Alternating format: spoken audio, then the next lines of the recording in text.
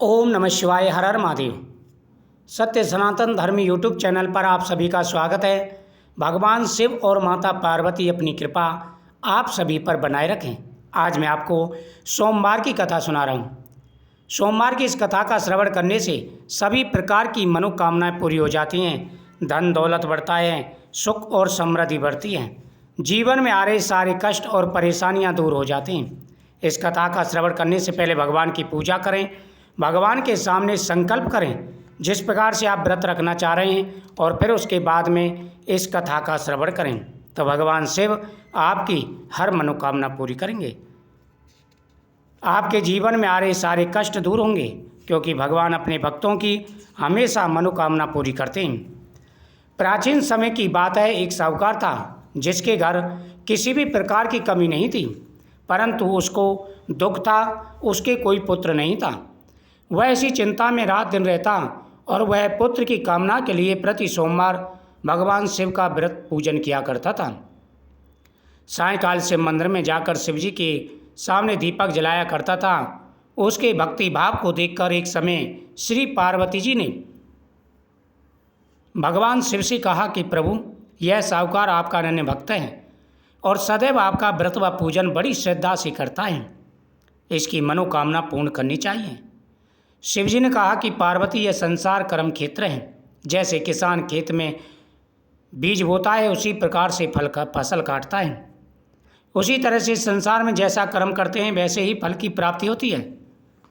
हे देवी, यह संतान प्राप्ति के लिए मेरी पूजा कर रहा है, लेकिन इसके भाग में संतान का सुख नहीं है। माता पार्वती ने आग्रह किया। माता पार्वती ने अत्यंत आग्रह से कहा कि महाराज, जब यह आपका अनन्य भक्त है और यदि इसको किसी प्रकार का कोई कष्ट है, दुख है, तो आपको वह दूर करना चाहिए, क्योंकि भक्त आपके लिए इसीलिए पूजा करते हैं कि भगवान उनके कष्टों को दूर करें। यदि आप ऐसा ना करोगे तो मनुष्य क्यों आपकी पूजा करेंगे। पार्वती जी के ऐसा आग्रह देख शिव जी महाराज बड़े प्रसन्न हुए और कहने लगे, पार्वती, इसके कोई पुत्र नहीं है, इसी चिंता में यह दुखी रहता है। इसके भाग्य में पुत्र ना होने पर भी मैं इसको पुत्र प्राप्ति का आशीर्वाद देता हूँ और वह केवल 12 वर्ष तक जीवित रहेगा। उसके पश्चात वह मृत्यु को प्राप्त हो जाएगा। इससे अधिक मैं और कुछ नहीं कर सकता।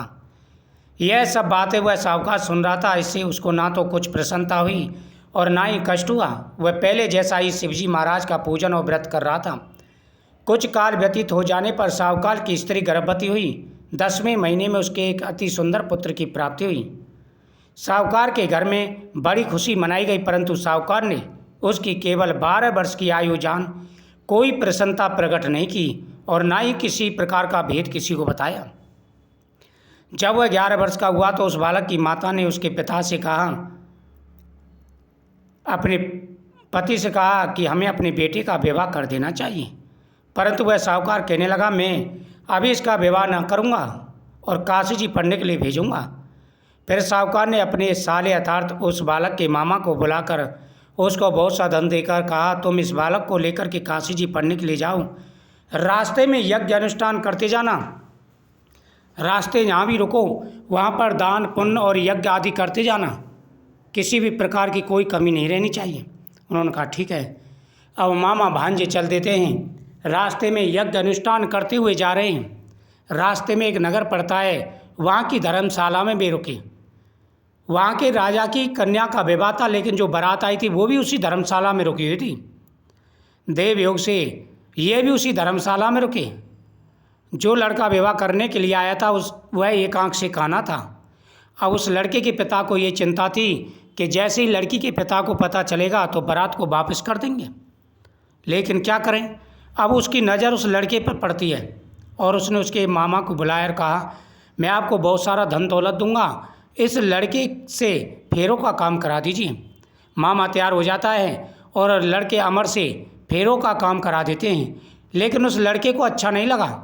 उसने लड़की के चुनरी के पल्ले पर लिख दिया, मैं तो काशी जी जा रहा हूँ, मेरे साथ तुम्हारा विवाह हुआ है, लेकिन जिसके साथ तुम्हें भेजेंगे वो एक आंख से काना है।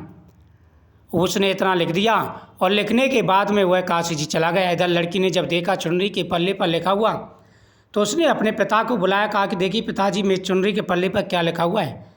जब उसने पढ़ा तो उसने बारात को वापस भेज दिया और कहा कि बेटी तुम चिंता मत करो, मैं उस लड़के को अवश्य ढूंढ निकालूंगा।